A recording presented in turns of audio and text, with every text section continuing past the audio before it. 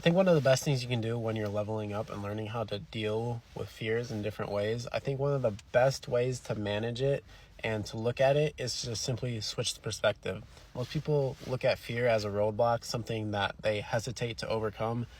What I do, or what I try to do at least, I'm still human, I try to rebrand it. I try to label it as something else in my head. I try to think of it as bridge building, and I try to think of it as a reach out and not something that you're trying to necessarily overcome, but something that you are naturally doing. Like, it's just part of the process of the end goal that you want to achieve.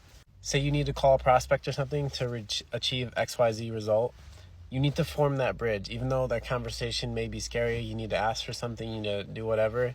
You will never get what you want if you don't form the bridge, because what you want on the other side of that opportunity is just as scared of you as you are of it, because you have to bridge that gap.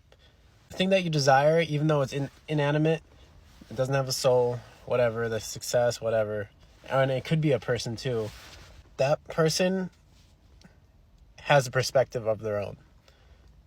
Which means if you're not the one reaching out, they're equally as scared as you, most likely.